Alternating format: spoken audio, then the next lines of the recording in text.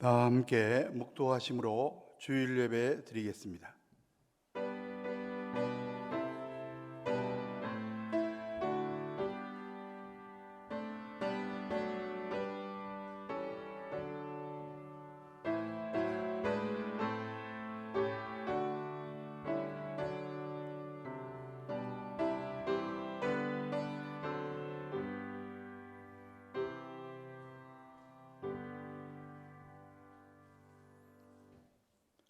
하나님은 영이시니 예배하는 자가 영과 진리로 예배할지니라. 세상 만물을 창조하시고 지금도 섭리하시는 삼위일체 하나님께 찬송과 영광과 존귀를 돌렸나이다. 지난 한 주간 세상에서 살 때 권능의 발로 저희들을 인도하여 주시고 오늘 10월 첫째 주일 예배의 자리로 불러주시어 주님께 예배드릴 수 있도록 허락하시니 진심으로 감사드립니다. 우리가 드리는 예배가 중심을 드리는 예배가 되기를 간절히 원합니다. 어느 곳에서 예배드리든지 영과 진리로 드리는 예배가 되기를 원합니다. 오늘도 은혜를 삼하는 심령들마다 풍성한 은혜를 내려 주시옵소서. 연약한 심령에는 성령님의 위로가 넘쳐나게 하여 주시옵소서. 어제나 오늘이나 변함없는 사랑으로 우리를 돌보시는 예수 그리스도의 이름으로 간절히 기원하옵나이다. 아멘. 모두 일어나셔서 1장 찬송 드리겠습니다.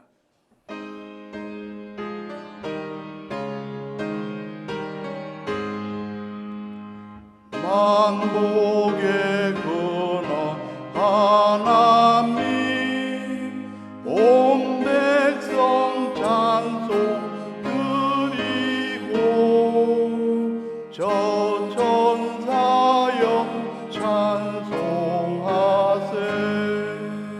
찬송 성부 성자 성령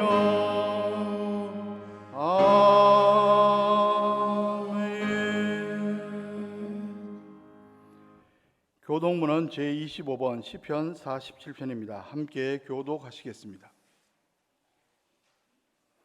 너희 만민들아 손바닥을 치고 즐거운 소리로 하나님께 외칠지어다.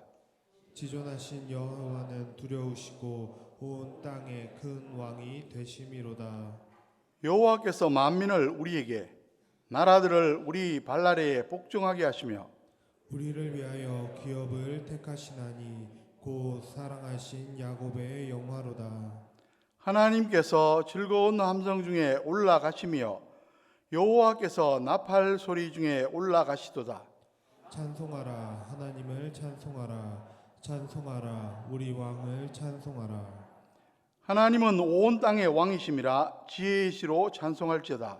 하나님이 뭇 백성을 다스리시며 하나님이 그의 거룩한 보좌에 앉으셨도다. 문 나라에 고관들이 모이며 아브라함의 하나님의 백성이 되도다. 세상의 모든 방패는 하나님의 것이며 그는 높임을 받으시리로다. 아멘. 아멘. 기도하겠습니다. 이제 하나님과 나만이 아는 죄를 참여하며 기도드립니다.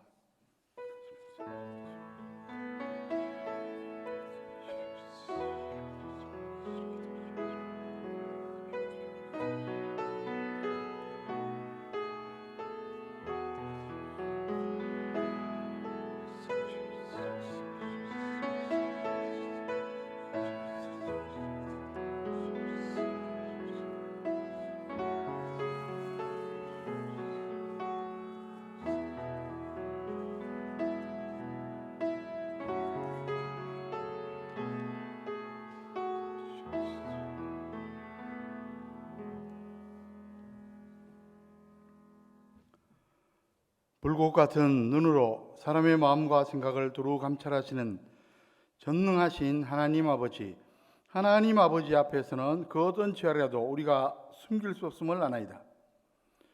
주님, 부족한 저희들의 몸과 마음을 늘 지켜주시고 평안의 길로 인도해 주시지만 그러나 저희들은 이러한 하나님의 은혜를 깨닫지 못하고 현장에서 말과 행동으로 하나님의 마음을 아프게 한 일이 많았습니다. 함부로 말하며 함부로 행동하며 사람들의 몸과 마음에 상처를 주었습니다. 하나님의 말씀에 순종하지 않고 내 생각과 내 뜻을 고집하며 그릇된 길로 걸었습니다. 어려운 일을 만날 때마다 하나님을 의뢰하는 대신에 세상 권세와 인간적인 도움만을 받으려고 하면서 믿음 없음을 드러내기도 했습니다. 특별히 추석을 지내면서 믿지 않는 가족 간의 갈등과 반목도 있었습니다. 또한 믿는다 하지만 조금씩 다른 믿음의 차이 때문에 우리는 또 서로에게 상처를 주기도 했습니다. 이제부터는 우리를 용서하신 하나님의 사랑을 힘입어 우리가 먼저 믿지 않는 가족과 이웃 그리고 믿지만 연약한 자를 다 품게 하여 주시옵소서. 과거 지향적인 모든 생각과 태도를 다 버리게 해주시고 미래지향적으로 앞을 향하여 전진하도록 도와주시옵소서. 예수 그리스도의 이름으로 이 참여하는 기도를 드리옵나이다. 아멘. 만일 우리가 우리 죄를 자백하면 그는 미쁘시고 의로우사 우리 죄를 사하시며 우리를 모든 불의에서 깨끗하게 하실 것이요 그런즉 누구든지 그리스도 안에 있으면 새로운 피조물이라 이전 것은 지나갔으니 보라 새 것이 되었도다. 아멘. 사도신경으로 신앙 고백하시겠습니다. 나는 전능하신 아버지 하나님 천지의 창조주를 믿습니다. 나는 그의 유일하신 아들 우리 주 예수 그리스도를 믿습니다. 그는 성령으로 잉태되어 동정녀 마리아에게서 나시고 본디오 빌라도에게 고난을 받아 십자가에 못 박혀 죽으시고 장사된 지 사흘 만에 죽은 자 가운데서 다시 살아나셨으며 하늘에 오르셔 전능하신 아버지 하나님 우편에 앉아 계시다가 거기로부터 살아있는 자와 죽은 자를 심판하러 오십니다. 나는 성령을 믿으며 거룩한 공교회와 성도의 교제와 죄를 용서받는 것과 몸의 부활과 영생을 믿습니다. 아멘. 다 자리에 앉아서 찬송가 25장 멸류관 벗어서 찬송 드리겠습니다.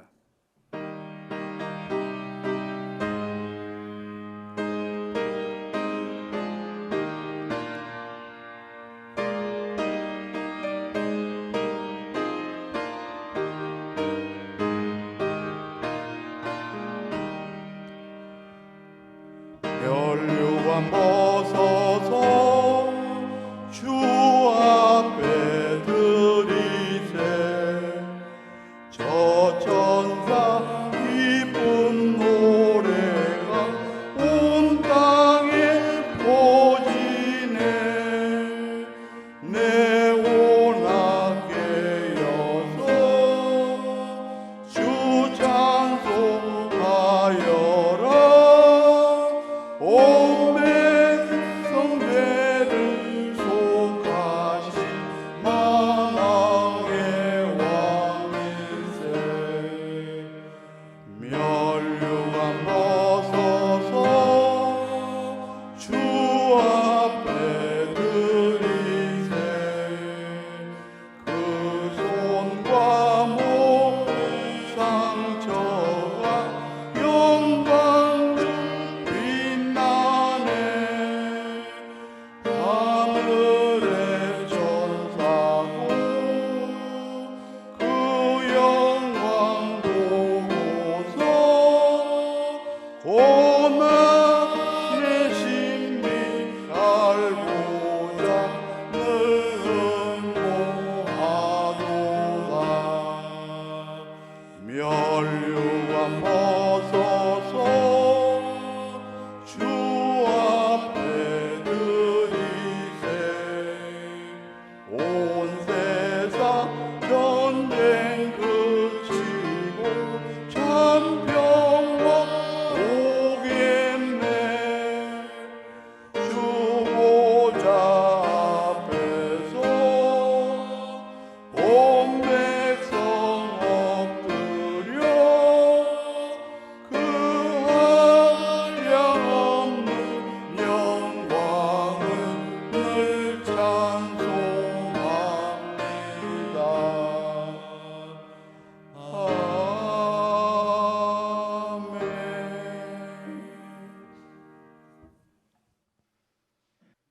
걸어가시고 자비로우신 나의 하나님 아버지, 찬양과 감사와 영광을 드립니다.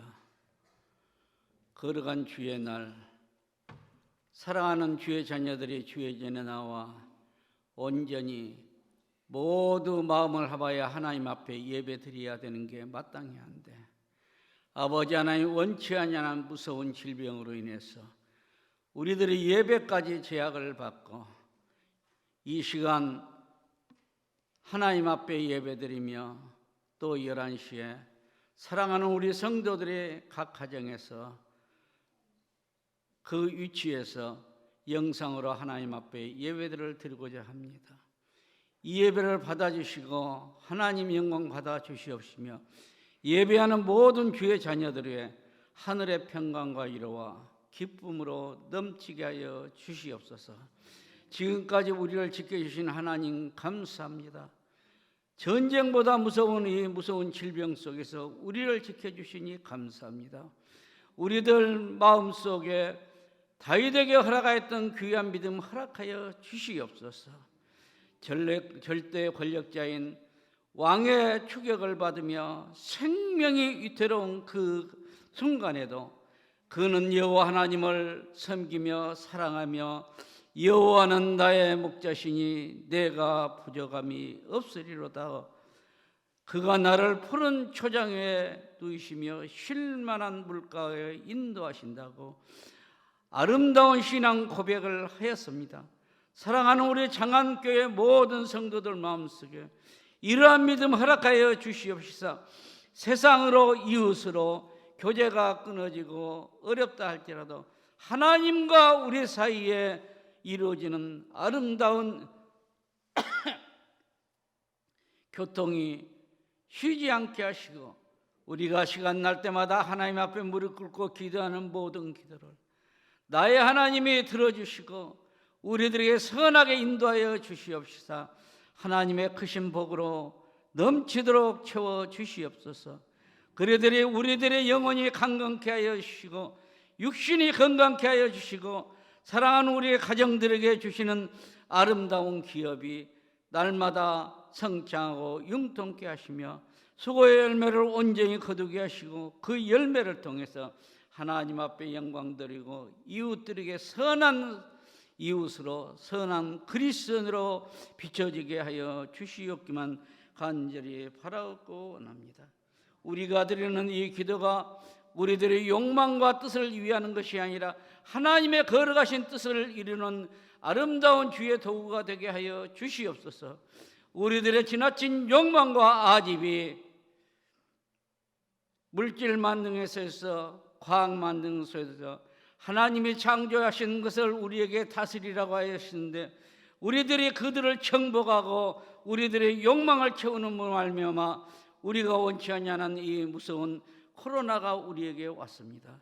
아버지 하나님, 이방 기회에 우리들의 잘못을 돌이켜보고 회개하며 하나님께서 우리를 지켜주시고 하나님께서 이 무서운 질병을 거두어 주시옵소서. 이스라엘 백성들이 심한 갈증으로 고생할 때 이런 곳은 물이 있는 곳이었으나 마라라는 쓴 물이었습니다. 그러나 하나님 앞에 간절히 모세가 기도함으로 하나님께서는 그 쓴물을 단물로 변화 주시옵시다. 그들에게 더 큰 은혜를 주신 사실을 우리는 성경을 통해서 압니다. 이 무서운 코로나가 우리에게 꼭 해만 되는 게 아니라 하나님과 나 사이에 새로운 신앙 관계가 정립되게 하시고 우리 성도들의 믿음이 더 성장할 수 있게 하시며 사랑하는 우리 모두를 통해서 육신적으로도 산업과 경제가 흥하는 아름다운 촉진계가 되게 하여 주시옵기만 간절히 바라옵고 원합니다.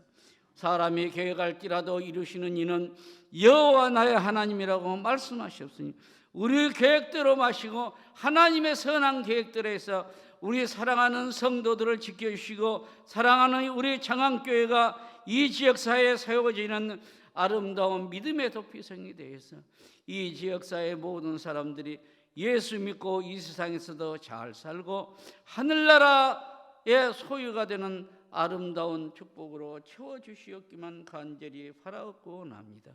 아버지 하나님, 우리들의 영안을 밝혀 주시옵소서. 세상만 바라보지 아니하고 주를 바라보게 하여 주시옵시고, 우리들의 믿음으로 승리하게 하여 주시옵소서. 우리들 마음속에 예수님이 임재하여서 늘 강건하며 기쁨으로 넘치는 삶을 살게 하여 주시옵소서. 사랑하신 나의 하나님, 이 시간 예배드린데 사랑하는 귀한 성도를 함께하여 주시고, 이 자리에 함께하며 예배하고 싶으나 육신이 불편해서 함께하지 못하는 우리 형제들이 있습니다.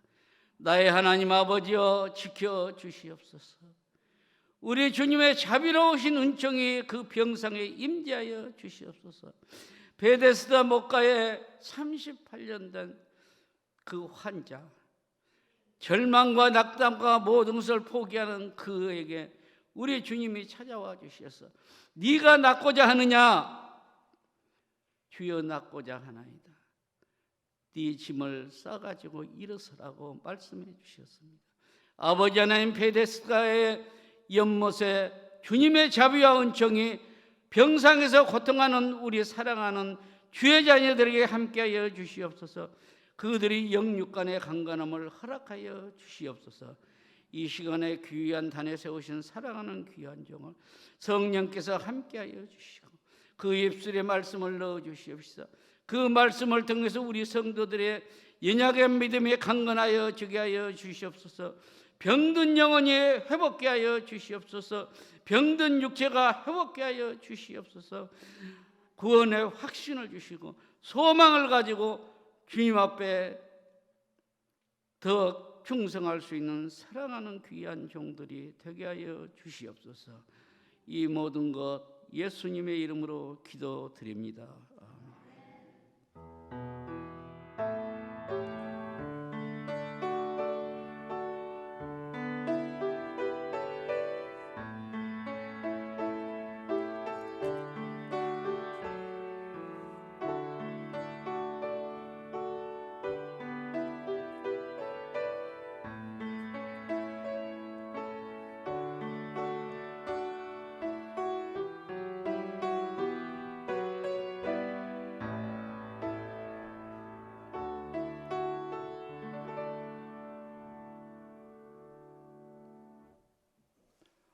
오늘 우리에게 주신 하나님의 말씀은 신약 사도행전 7장 53절에서 60절까지 말씀입니다.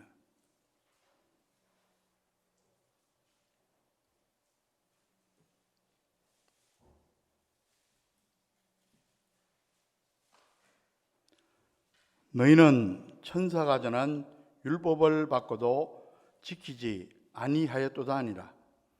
그들이 이 말을 듣고 마음에 찔려 그를 향하여 이를 갈거늘 스데반이 성령 충만하여 하늘을 우러러 주목하여 하나님의 영광과 및 예수께서 하나님 우편에 서신 것을 보고 말하되, 보라, 하늘이 열리고 인자가 하나님 우편에 서신 것을 보노라 한데, 그들이 큰 소리를 지르며 귀를 막고 일제히 그에게 달려들어 성 밖으로 내치고 돌로 칠세 증인들이 옷을 벗어 사울이라 하는 청년의 발 앞에 두니라.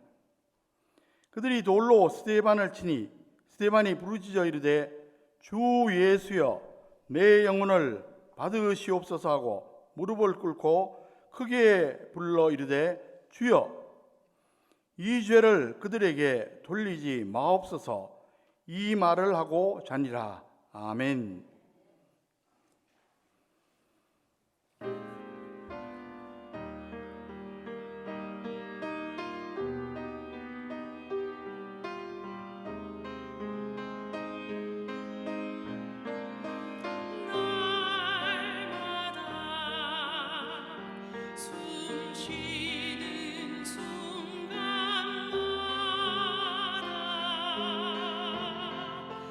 내 앞에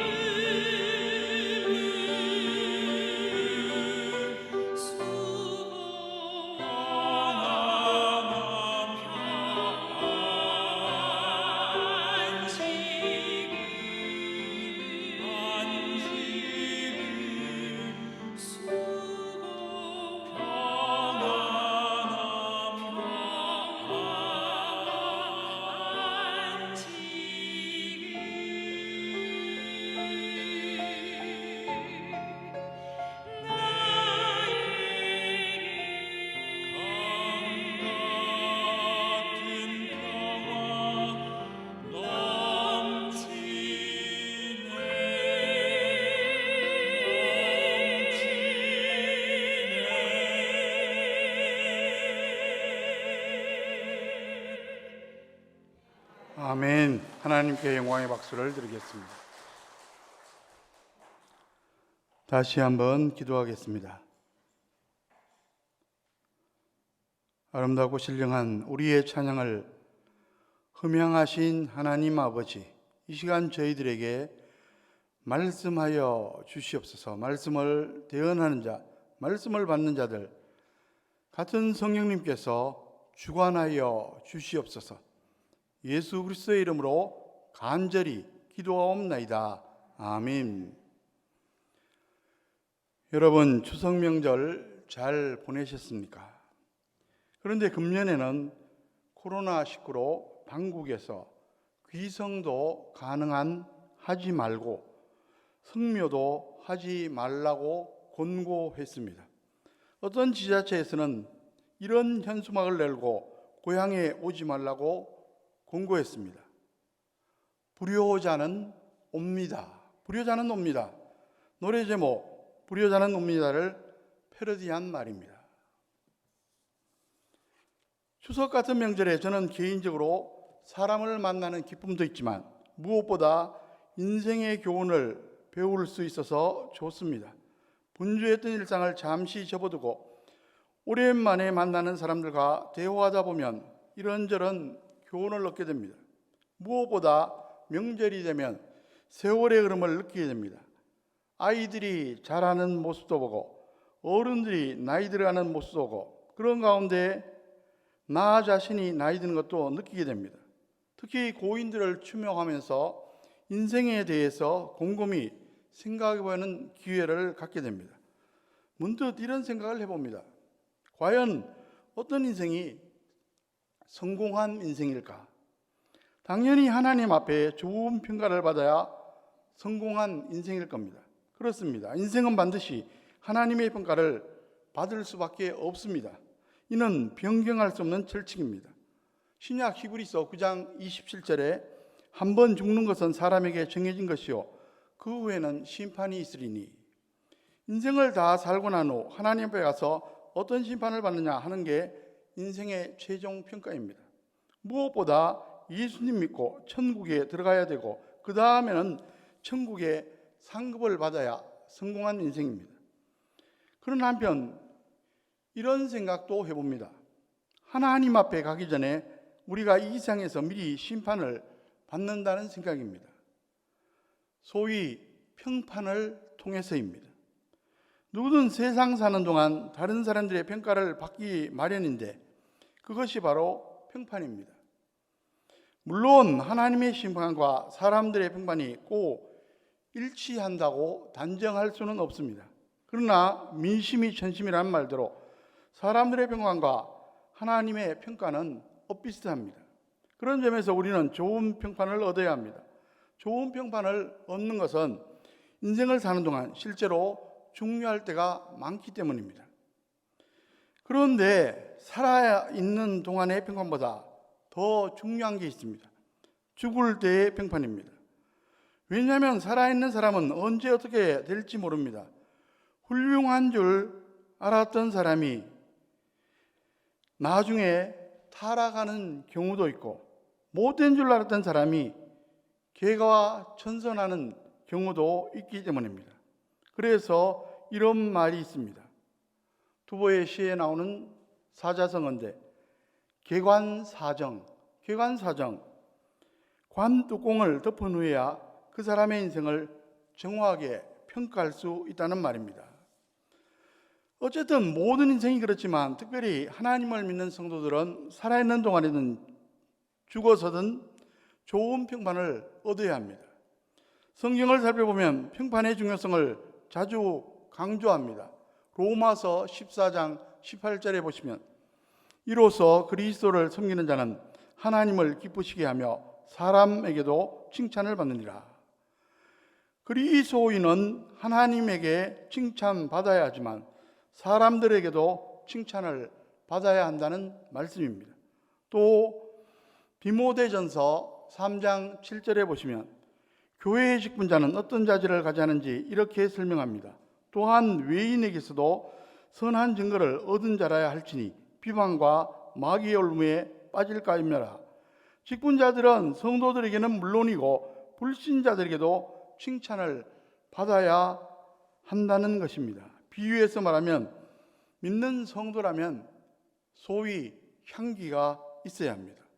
고린도후서 2장 15절에 보시면 우리는 구원 받는 자들에게나 망하는 자들에게나 하나님 앞에서 그리스도의 향기니. 여러분, 꽃에는 향기가 있습니다. 장미, 아카시아, 국화 같은 꽃의 향기가 얼마나 좋습니까? 그런데 어떤 꽃은 죽어서도 계속 향기를 뿜어냅니다. 선갈퀴라는 꽃이 그렇습니다.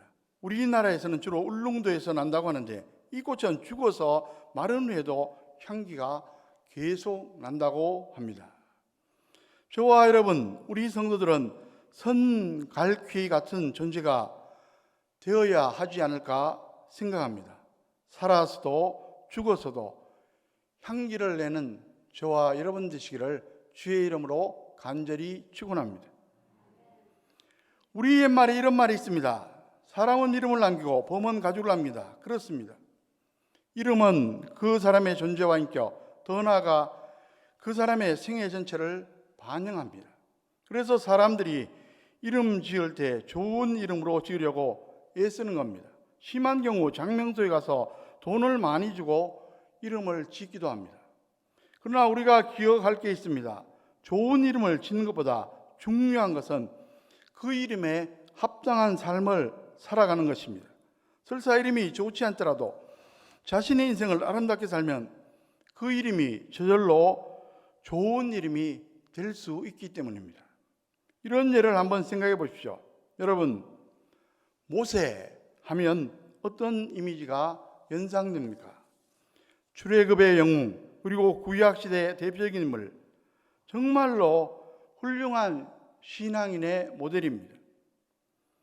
그래서 제가 알고 있는 어느 선교사님은 자녀의 이름을 모세라고 지었습니다.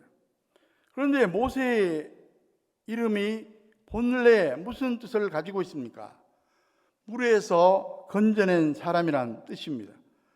그 부모가 당시 애굽의 압제하에서 어린 모세를 숨기다가 더 이상 숨길 수가 없어서 갈대의 상자에 담아 나일강에 띄웠습니다. 하나님의 섭리로 바로 왕의 공주가 발견했고 양자로 삼습니다. 무슨 이름으로 지을까 생각하다가 물에서 건졌으니 모세라고 지은 것입니다. 그 이유를 알면 이름치고는 평범한 이름임을 알 수가 있습니다. 그런데 그가 하나님을 경외하며 위대한 생애를 살았습니다. 그 결과 오늘날 영광스러운 이름, 아름다운 이름이 된 것입니다. 그러므로 여러분, 이렇게 정리하십시오. 여러분이 좋은 이름을 가지고 계십니까? 그 이름에 합당하게 부끄럽지 않게 사십시오. 혹시 평범하거나 별로 좋지 않은 이름을 가지고 계십니까? 괜찮습니다. 인생을 열심히 아름답게 사십시오. 그러면 여러분의 이름이 나중에는 빛나는 이름이 될 줄로 믿습니다. 오늘 본문에 보면 좋은 이름도 가지고 있고 훌륭한 인생도 살았던 사람이 등장합니다. 바로 스데반입니다. 이 시간 스데반의 생애 이야기를 함께 살펴보면서 저와 여러분들도 그런 인생이 되기를 바랍니다. 소위 이름값을 하는 사람, 그리고 이름을 빛내는 사람 다 되시기를 주님의 이름으로 간절히 축원합니다. 여러분, 스데반이라는 이름은 헬라어로 스테파노스입니다. 이 단어는 면류관이라는 뜻을 가지고 있습니다. 면류관은 본래 왕관을 가리킵니다. 그런데 성경에서는 하나님께서 심판 때에 승리한 성도들에게 씌워주시는 관을 의미합니다. 이것은 헬라식 이름인데 그것으로 봐서 그는 아마 헬라파 유대인이었을 겁니다. 주 1세기의 초대교회 당시는 성도들의 분포가 대개 두 부류, 히브리파 유대인과 헬라파 유대인으로 되어 있었습니다. 히브리파 유대인은 본토 이스라엘에 계속 거주해오던 유대인들입니다. 반면에 헬라파 유대인은 해외에 나가 거주하다 돌아온 유대인입니다. 헬라파 유대인 중에는 식자층이나 엘리트가 많았다고 전해집니다. 스데반은 아마 그런 류의 사람이었을 겁니다. 여러분, 유대인들은 우리도 그렇지만 아이를 낳으면 그 아이에 대한 기대와 소원을 담아 이름을 짓습니다. 그러니까 아마 이런 생각으로 스데반의 부모가 이름을 지어 주었으리라 짐작됩니다. 얘야, 앞으로 신앙생활 잘하고 하나님 앞에 충성해서 하늘나라에 갈 때 면류관을 받는 훌륭한 사람이 되어라. 이렇게 생각해 볼 때 스데반은 정말 좋은 이름입니다. 부모의 신앙과 소원이 담겨지는 아름다운 이름입니다. 그러나 그 이름이 좋다고 스데반에게를 꺼낸 것이 결코 아닙니다. 만일 스데반이 인생을 엉터리로 살았다면 그 이름은 소위 조롱하는 이름이 되고 말았을 겁니다. 사람들이 뭐 스데반? 웃긴다. 면류관은커녕 속된 말로 개털모자도 못 쓰겠다. 아마 이랬을 겁니다. 다행히 스데반은 그 이름이 어울리는 아름다운 인생을 살았습니다. 여러분, 스데반은 정말 그 이름 그대로 면류관을 받은 인생이었습니다. 오늘 본문 7장 53절로 60절까지 말씀을 보시면 스데반의 최후 장면이 기록되어 있습니다. 순교자의 모습입니다. 혹자는 순교에 대해서 부정적인 생각을 가지고 있습니다. 무섭고 비참하고 고통스러운 것으로 오해합니다. 물론 겉보기에는 그렇습니다. 하지만 순교는 신앙인으로 가장 아름다운 모습입니다. 또 순교의 순간에는 하나님께서 큰 은혜를 주셔서 그 고통을 충분히 이기게 해주십니다. 그뿐 아니라 하나님께서 순교자를 통해 큰 일을 행하십니다. 그래서 이런 말이 있습니다. 순교자의 피는 교회의 씨앗이다. 순교자의 피는 교회의 씨앗이다. 2000년 기독교의 역사를 보십시오. 기독교회는 순교의 피로 세워져 왔습니다. 우리 한국교회도 마찬가지입니다. 교회 사가들은 이구동성으로 이렇게 짧은 기간에 부흥을 이룬 교회는 유례가 없다고 말합니다. 그러면 어떻게 이런 놀라운 일이 가능했습니까? 초기 선교사들이 흘린 순교의 피, 초대 성도들이 흘린 순교의 피 때문입니다. 그러므로 순교는 참으로 영광스러운 겁니다. 우리가 일부러 순교할 수는 없지만 하게 된다면 하나님께서 넉넉히 감당할 수 있도록 도와주십니다. 여러분, 사람이 한 번 왔다가 어차피 한 번 죽는 법인데 천국이 있고 하나님 앞에 심판받는 게 확실하다면 순교보다 더 아름답고 멋진 죽음이 어디에 있겠습니까? 스데반은 그렇게 영광스러운 모습으로 인생의 마지막을 장식했습니다. 스데반이 임종할 때 어떤 영광스러운 장면이 펼쳐지나 한번 살펴보겠습니다. 공회 위원들이 스데반의 설교, 십자가와 부활 증거를 듣고 이를 가르치지만 스데반은 영안이 열려 하늘의 영광을 바라봅니다. 그리고 외칩니다. 보라, 하늘이 열리고 인자, 예수님을 말합니다. 인자가 하나님 우편에 서신 것을 보노라. 예수님께서 하나님 보좌 우편에 서 계시다는 것입니다. 여러분, 우리가 사도신경으로 신앙 고백할 때 뭐라고 고백합니까? 하늘에 오르시어 전능하신 아버지 하나님 우편에 앉아 계시다가 이렇게 고백하지 않습니까? 앉아 계시던 예수님이 사랑하는 종 스데반이 순교하며 천국에 입성하는 그 순간 앉아 계실 수 없었던 겁니다. 기쁨으로 영접하는 놀라운 장면입니다. 여러분, 한 인생이 왔다가 천국에 들어갈 때 이런 장면을 연출할 수가 있다면 더 이상 바랄 게 무엇이 있겠습니까? 마라도나가 마지막 결승점에 테이프를 끊고 감독과 코치의 품에 안기는 장면이 얼마나 아름답고 멋집니까? 스데반은 그런 감격적인 장면을 연출하며 인생을 마감했던 것입니다. 여러분, 저와 여러분들도 이런 목표를 가지고 신앙생활을 해야만 합니다. 언젠가 우리가 주님 앞에 설 때 이런 감격적인 장면을 맞으면 얼마나 좋겠습니까? 그런데 어떤 분들은 하늘의 상에 대해 별로 관심이 없습니다. 심지어 상 때문에 신앙생활을 하나 그런 반응을 보기도 합니다. 그것은 잘못된 생각입니다. 성경은 눈이 상을 바라며 살라고 말씀하고 있기 때문입니다. 사실 예수님께서 재림하는 목적도 이것입니다. 예수님이 재림하시면 불신자들은 정죄의 심판을 받고 지옥의 형벌을 당하게 됩니다. 그러나 신자들은 상급의 심판을 받게 됩니다. 요한계시록 22장 12절에 보시면 보라 내가 속히 오리니 내가 줄 상이 내게 있어 각 사람에게 그의 일한 대로 갚아주리라. 심지어 히브리서에 보면 우리의 믿음이 이래야 온전한 것이라고 말씀합니다. 히브리서 11장 6절에 믿음이 없이는 하나님을 기쁘시게 하지 못하나니 하나님께 나간 자는 반드시 그가 계신 것과 또한 그가 자기를 찾는 자들에게 상 주시는 이심을 믿어야 할진다.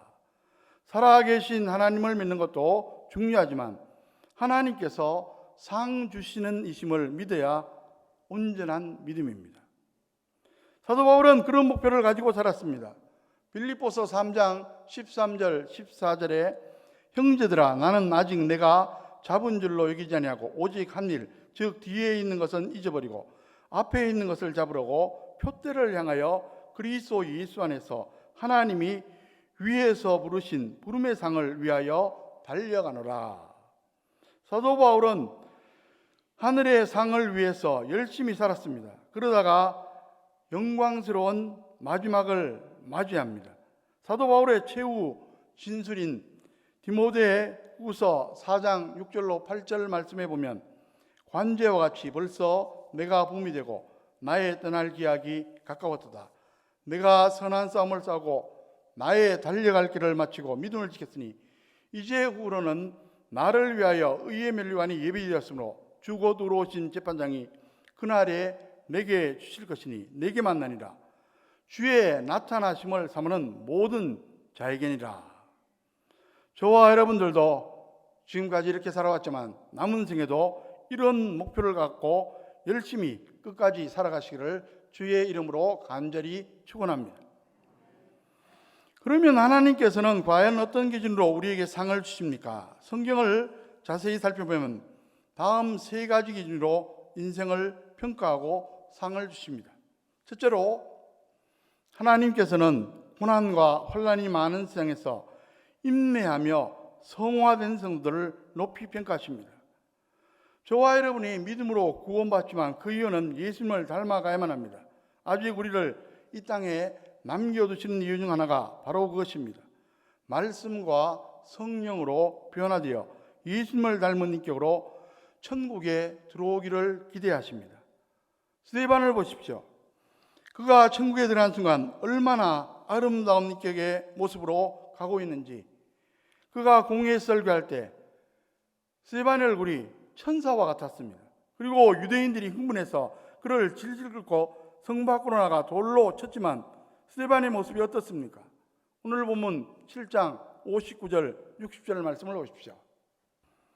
그들이 돌로 스데반을 치니 스데반이 부르짖어 이르되 주 예수여 내 영혼을 받으시옵소서 하고 무릎을 꿇고 크게 불러 이르되 주여 이 죄를 그들에게 돌리지 마옵소서 이 말을 하고 자니라. 천사를 넘어서 예수님과 흡사한 모습입니다. 예수님께서 십자가에 달려 남긴 가상칠언 중 스데반과 비슷한 기도를 드리며 운명합니다. 이렇게 아름다운 스데반에게 면류관을 주시는 것은 너무나 당연한 일입니다. 둘째로 하나님께서는 우리가 사랑을 받은 대로 현장에서 실천하기를 소원하십니다. 인간 세상에서는 주고받는 조건적 사랑이 가득합니다.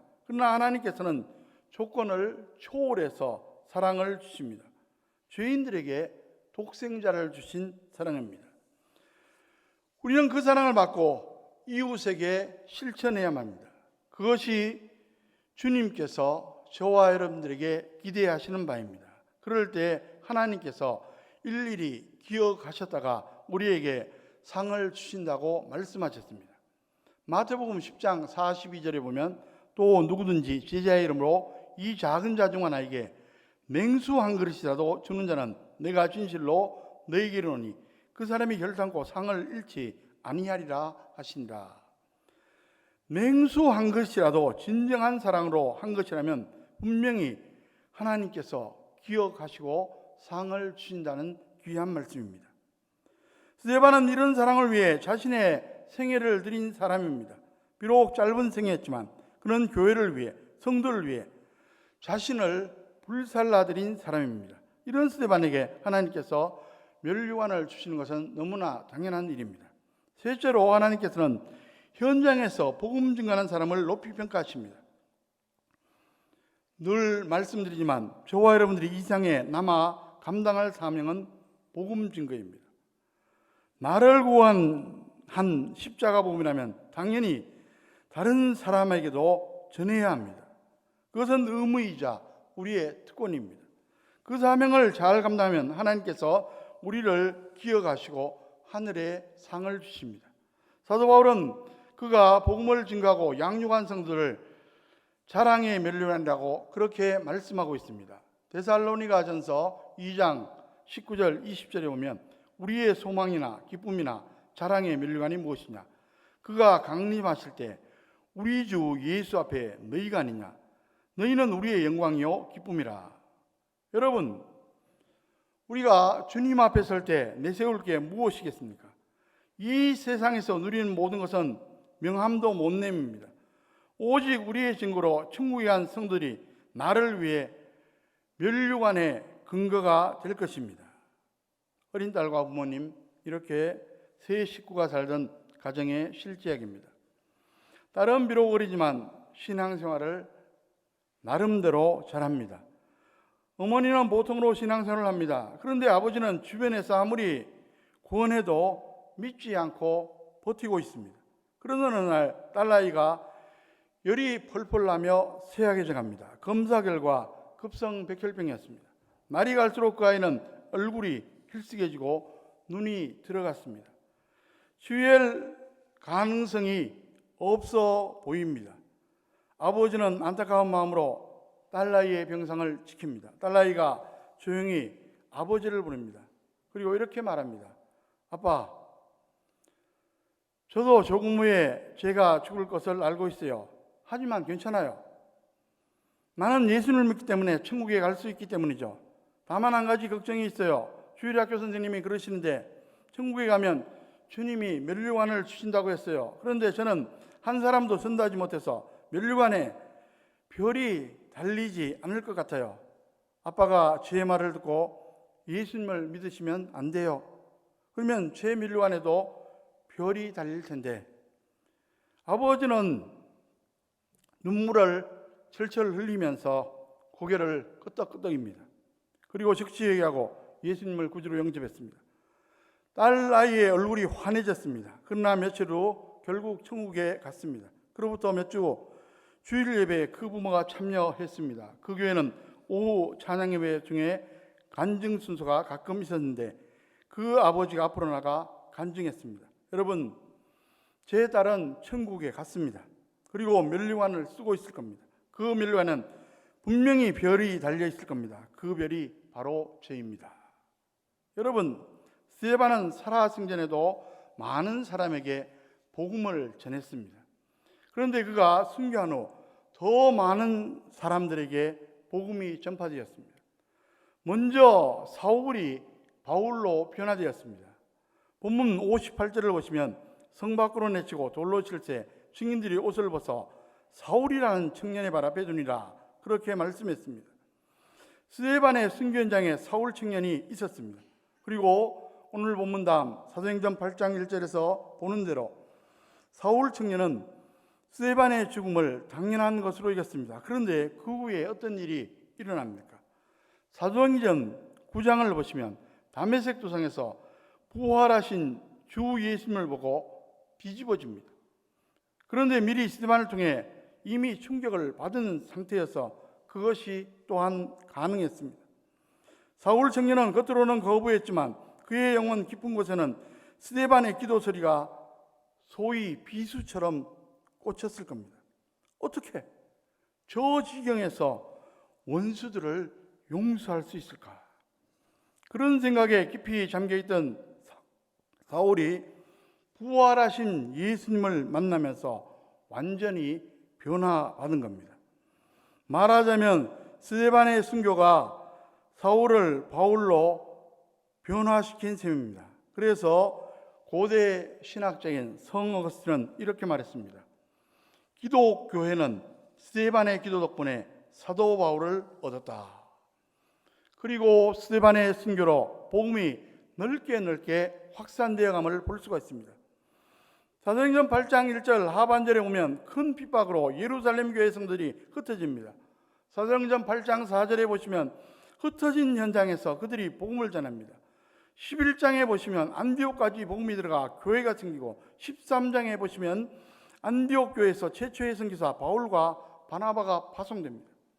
그 바울의 선교팀을 통해 소아시아, 유럽, 로마로 복음이 계속 전파됩니다. 정말로 놀라고 엄청난 일입니다. 스데반의 선교가 이렇게 대단한 겁니다. 스데반은 죽은 후에도 계속해서 많은 사람을 도전하고 영향을 끼쳤습니다. 이런 스데반에게 하나님께서 면류관을 주시는 것은 당연한 일입니다.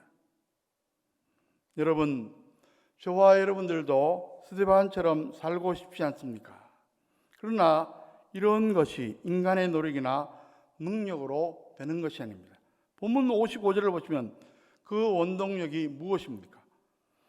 스데반이 성령 충만하여 우리가 기도하고 성령으로 충만해지면 이런 삶이 가능해진다는 말입니다. 가만히 생각해 보면 저와 여러분들도 좋은 이름을 많이 받았습니다. 우선 그리스도인이란 이름을 받았습니다. 그리스도의 사람이란 뜻입니다. 성도라는 이름도 받았습니다. 거룩한 사람, 즉 세인트, 성자라는 칭호입니다. 하나님의 자녀, 하나님의 백성, 하나님의 종, 여러 가지 이름이 우리에게 주어졌습니다. 그 외에 직분도 있습니다. 장로, 권사, 집사 등등.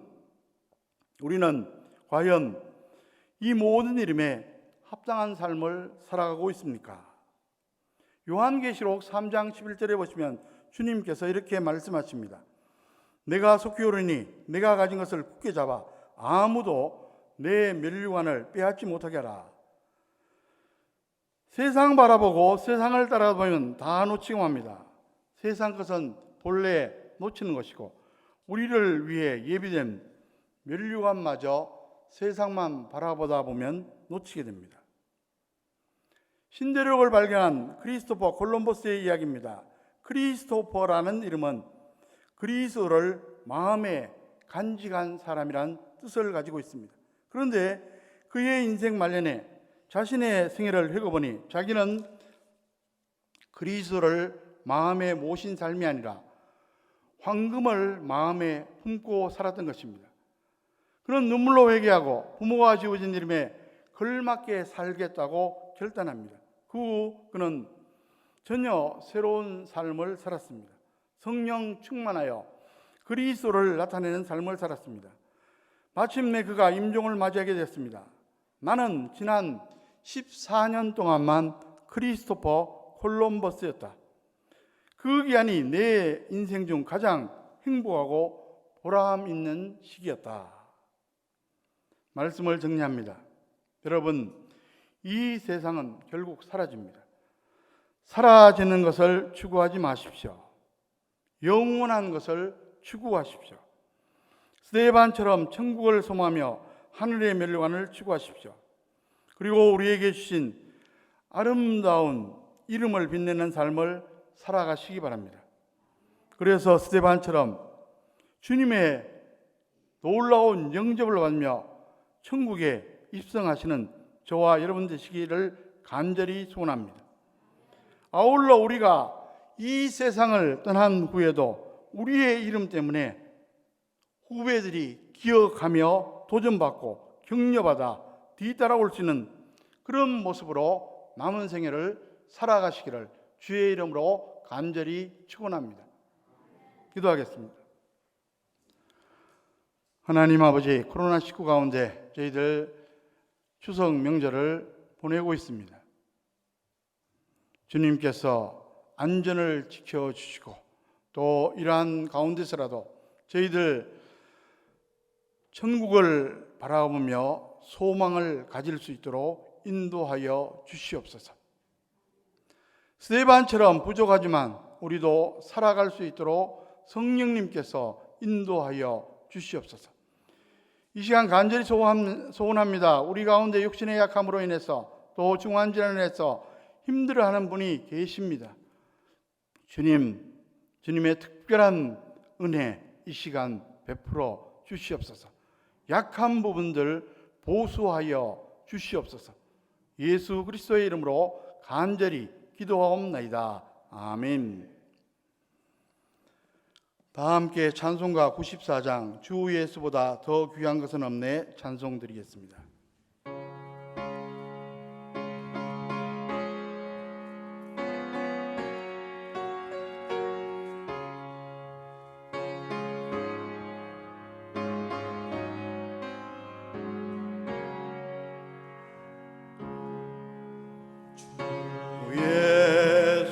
예수보다도 귀한 것은 없네.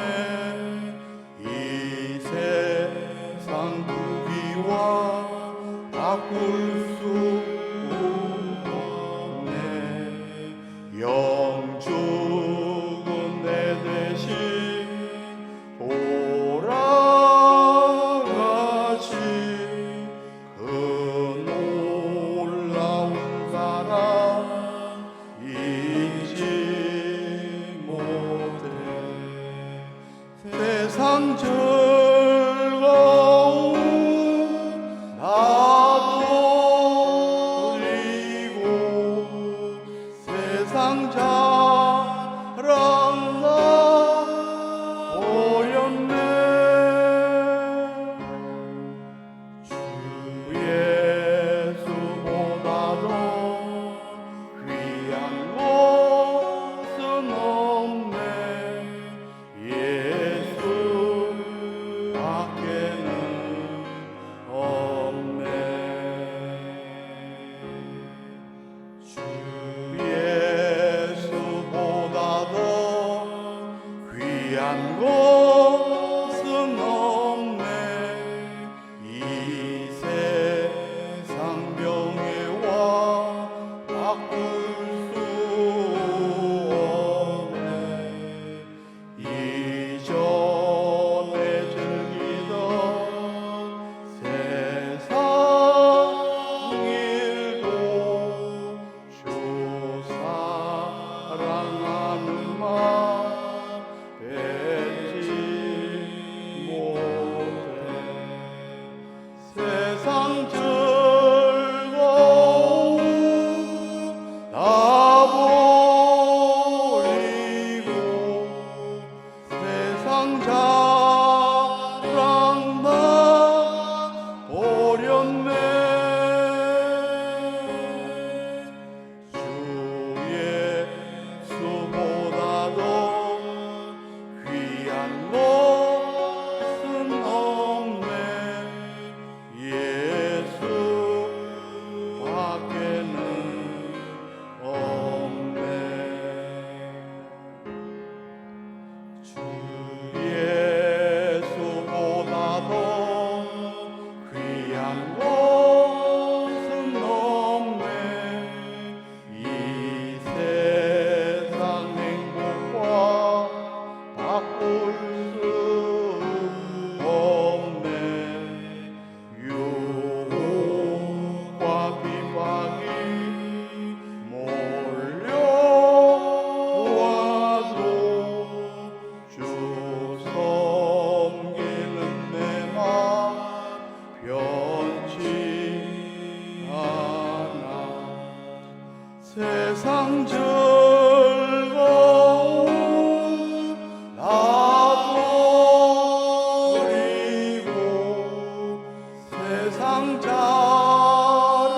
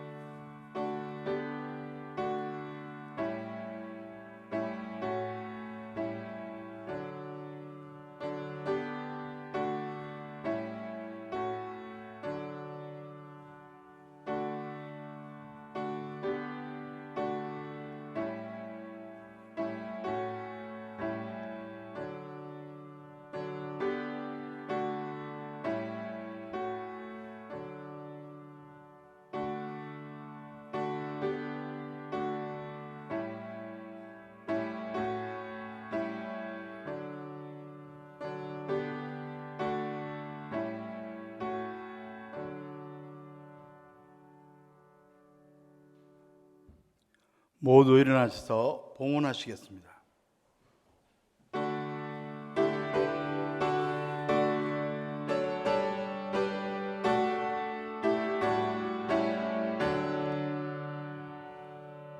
내게 있는 모든 것을 아낌없이 드리네.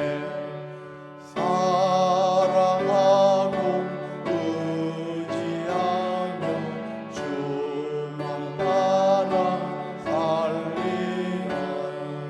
주께 드리네. 주께 드리네. 사랑하는 구주 앞에 모두 드리네.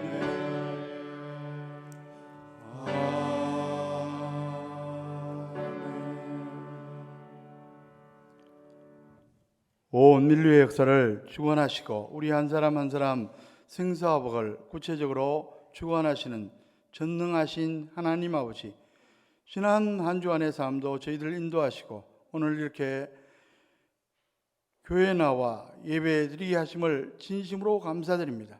또한 각자의 삶의 자리에서 온라인 예배드리게 하심을 진심으로 감사드립니다. 하나님의 크신 은혜에 감사해서 정성껏 준비한 봉헌 예물을 드립니다. 주일연금을 드립니다. 범사의 하나님의 주인 되심을 인정하고 고백하는 마음을 가지고 열애 하나 구별해서 11정금을 드립니다. 여러 가지 제목을 가지고 감사금을 드립니다. 선교 비전헌금도 드립니다. 이 모든 봉헌 예물과 함께 우리의 마음도 연락하여 주시옵소서. 특별히 코로나19 가운데 건강을 지켜주시고 또 코로나19 가운데 경제를 지켜주시고 또한 경제적으로 속히 회복될 수 있도록 인도하여 주시옵소서. 오늘도 우리와 함께 예배드리고 싶지만 여러 가지 사정으로 함께하지 못하는 분들이 있습니다. 여러 가지 질병으로 인해서 또 병원 중에 중병으로 인해서 군문에 있기 때문에 출장 중이기 때문에 함께하지 못하는 정한교회 권석들, 주님께서 어느 곳에 어느 형편에 있든지 간에 주님께서 위로하시고 동행하여 주시옵소서. 오늘 예배당에서 예배드리든지 또 삶의 자리 현장에서 온라인 예배드리든지 동일한 은혜 베풀어 주시옵소서. 모든 말씀 예수 그리스도의 이름으로 간절히 기도하옵나이다. 아멘. 몇 가지 교회 소식 전하겠습니다. 환우들을 위해서 계속 기도해 주시기 바랍니다. 변병 전사님이 라이브 스트리밍 장비, 실시간 스트리밍 장비를 기증해 주셨습니다. 결혼 광고 2건이 있습니다. 변병 전사님의 결혼식이 10월 9일 금요일 오후 2시 KW 컨벤션 센터 4층 다이아몬드 홀에서 있습니다. 김상태 장로님, 이경수 권사님의 자녀 김영대 성도의 결혼식이 10월 10일 토요일 오후 4시 50분 루이비스 웨딩홀 18층 다산홀에서 있습니다. 결혼식 광고는 추후 이 문자 메시지로 자세하게 전해드릴 예정입니다. 이제 모두 일어나서 찬송가 499장 4절 찬송 드리겠습니다.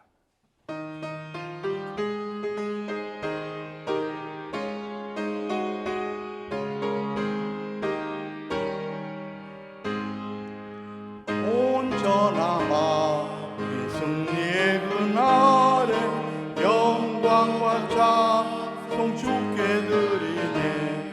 속죄함이 구원받았으니 기쁘게 할렐루야 부르세.